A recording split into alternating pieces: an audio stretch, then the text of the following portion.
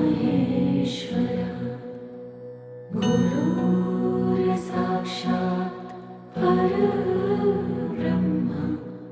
तस्मै श्री गुरुवे नमः।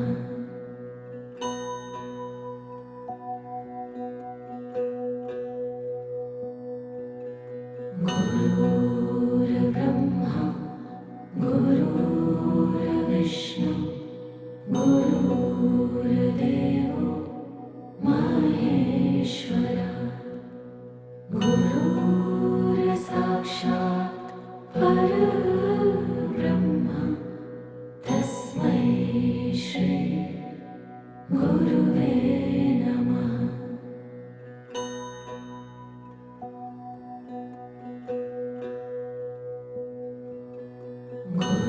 गुरुर्ब्रह्मा गुरुर्विष्णु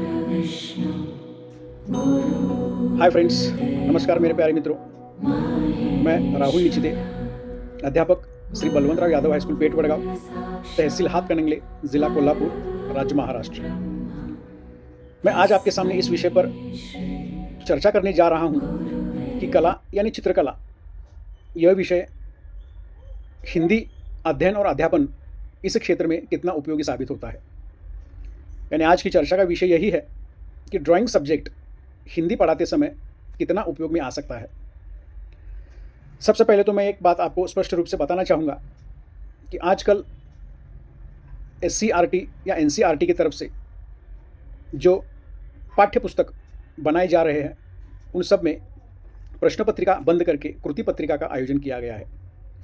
और यह जो कृति पत्रिका है उसे बनाते समय ज़्यादातर भौगोलिक आकार जो होते हैं, जैसे सर्कल, स्क्वायर, ट्रायंगल, इन भौमितिक आकारों का ही इस्तेमाल उसमें ज़्यादातर किया जाता है।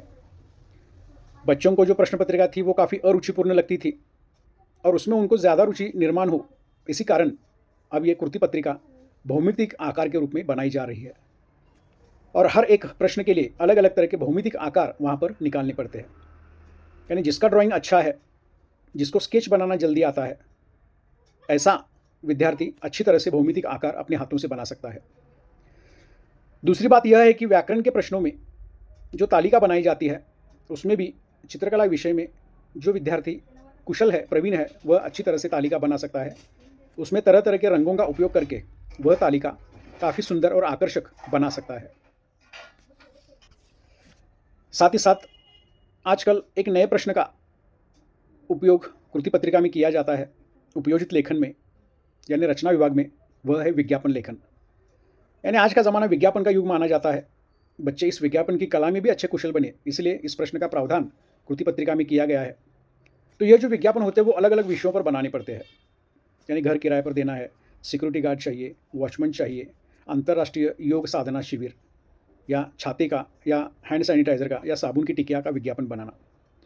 और ऐसे विज्ञापन बनाते समय जिस छात्र का ड्राइंग अच्छा है, जिसकी चित्रकला काफ़ी अच्छी है, वह विद्यार्थी वहाँ पर कुछ भौमितिक आकार या उस तरह के सिंबल इस्तेमाल करके उस विज्ञापन को काफ़ी आकर्षक ढंग से प्रस्तुत कर सकता है। यानी जो बातें हम सिर्फ लेखन के माध्यम से जाहिर करते हैं, व्यक्त करते हैं, उसमें अगर कोई एक आध सिंबल वहाँ पर डाल दिया जाए, कोई एक आध आकृति वहाँ पर आ जाए, कोई एक आध चित्र वहाँ पर आए, तो वह विज्ञापन और ज़्यादा अच्छा बन जाता है और इससे विद्यार्थियों को ज़्यादा अंक हासिल होते हैं। यानी इस प्रकार चाहे कृति पत्रिका का प्रारूप हो, उसमें भौमितिक आकार का इस्तेमाल करना हो, चाहे व्याकरण की तालिका बनानी हो, उसमें रंग बिरंगे अनेक तरह के रंग देकर उस तालिका को पूरा करना हो, या विज्ञापन लेखन का प्रश्न हो, ऐसे सारे बातों को जब हम कृति पत्रिका के माध्यम से हल करना चाहते हैं, तब जाहिर बात है कि चित्रकला विषय उसमें अहम बात होती है।